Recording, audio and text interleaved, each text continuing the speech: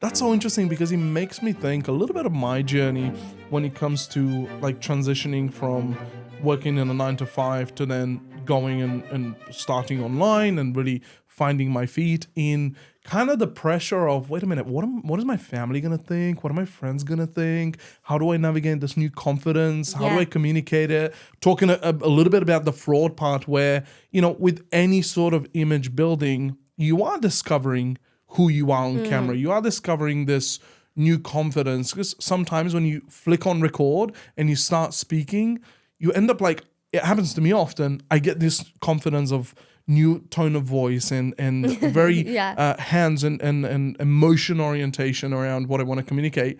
And then I stop and I go, what just happened? Right? It's going, oh, I didn't know I have that in me. Yeah. But the fear, the imposter syndrome of how are people going to perceive my approach to making the change is what sometimes holds people back. Yeah. And I think like my dad used to always say something to me about 99% perspiration and 1% aspiration. And I think what the point is, right, it's if you are putting that effort in, like that is worth more sometimes than like the aspiration, the tiny part. Like you can have 2 A-level students with like the same grade, but one has that like charisma to take it forward. And I think like I've seen in my life, maybe I wasn't always the most intelligent. Sure.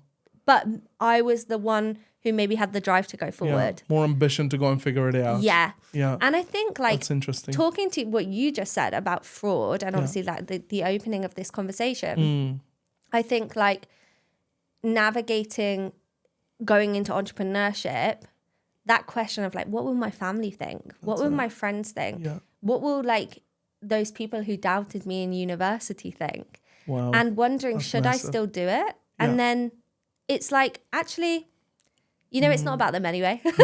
But it has a negative application, negative life. exposure, right?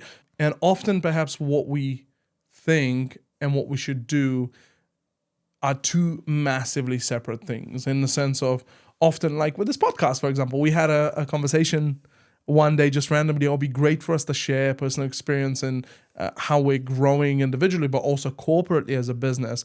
It's like going, something could be an idea, but finding the right people singing the same song with you can encourage you to drive towards the ambition of actually coming through with it. And we might have said, well, we're not quite qualified to do this podcast. Yeah, definitely, sure. And like, but at the same time, we're who is? Yeah, and we're just opening a conversation and saying, hey guys, do you want to listen in on this convo and be a part of it? Like, and actually, I think for those who do want to put some personal elements around their business or their brand, or for those of you who are like businesses and you're looking to grow online and you're wondering, these people are doing it really well and I want to do it too, but how do we do that? I think there's just room to start, right? Like best time to plant a tree was yesterday. That's so it, absolutely. Why not just give it a go? That's the thing. I think like some people we have worked with don't know they're good at creating content until they start creating content. Oh my gosh. Shout out to some of our team. I mean, this last couple of weeks have been insane in terms of giving some people opportunity to shine and just seeing the ability, which is crazy, by the way. I think the more you create exposure and people step into the space that you're creating, they actually encounter this potential that's been hidden. So oftentimes, for example, with you and I, you have pushed me so much into areas of our business and opportunity that we've had that perhaps I alone would have not seen on my own. So I think just going back to what I said originally, who is next to you, who is like beating the drum of your song is really important, because that creates a platform for you to have the courage to go, I am scared, I am nervous, I don't know how it's going to work, but at least I have somebody with me that is on the same wavelength. But do it anyway. Do it anyway. Like, what's going to go wrong? Like, you got to give things a try to see if it's like that risk appetite, right? Yeah, like absolutely. Sometimes it's worth the calculated risk of having a go. Yeah. So like even successful entrepreneurs. Successful people are struggling with this concept of what we're calling imposter syndrome, which really is like fear of starting, really, right? So they're struggling with this. And why do you think that is? I think the the important part of this is in twofold. One is you'll have to change. Yeah. Right? You'll have to change your current way of living, doing the thing that you're trying to perfect or trying to start.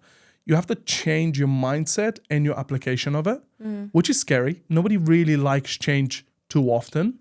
And the other part is having to then adapt and commit. Commitment, people fear commitment. Yeah. I think, especially in nowadays age of everything is so quick, like with the trends. One week there's a trend of people dancing, another week there's a dog getting a haircut in a barbershop. Yeah. Right? It's like, it doesn't make sense, but it's progressive. So yeah, I think it's such a mental picture of people being able to commit to the process, but then adapt to actually making a shift. Yeah.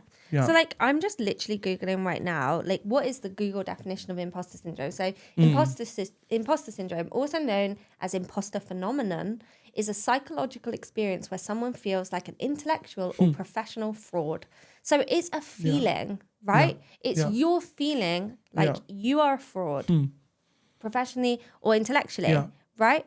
But actually, it may not be true. So it comes back to the idea of like imperfection. That's it. And you don't have to be like at the 100% to be able to add value. Absolutely. So like Hermosi talks about like the 10%. So it's like the sort of 10% ahead philosophy. Yeah. So like by being just 10% ahead of everyone else, you're already more educated to teach. That's it. If you're just 10% ahead, awesome. you can still teach people what you have to give. If you have a concept, an idea, a thought like that's worth sharing, you can still share it. And you should sort of like overcome that philosophy of like, you're not qualified. And instead you should flip it and say, maybe someone will take some value from what I'm going to give them today. And like, I think that is actually the encouragement to get started. It's not that you have to be the most qualified person in the room, but actually if you do have something of value to share, then that value can impact someone's life for better and encourage them to go on their journey. So like today, we're talking to businesses and entrepreneurs and anyone who's looking to become a creator online, and we're saying you might have something that someone needs. Like, so you might have something that's worth sharing. So like, we have something that's worth sharing.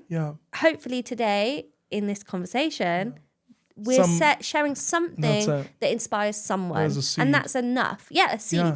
Yeah. As you were speaking, then it just made me think.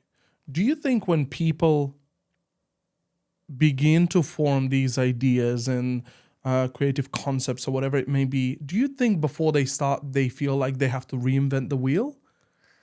Because I feel like that's part of the conversation which creates also imposter syndrome. For example, $100 million offer that Alex Hormozi created, right? He is so great at lead generation, marketing, sales, that somebody perhaps that's starting in sales might go, well, he's already done it. I need to figure out a new process or a new whatever. Actually isn't the case, I don't think. I think you can work with what you already have, putting your spin and your perspective and your value in the middle of that. What do you think?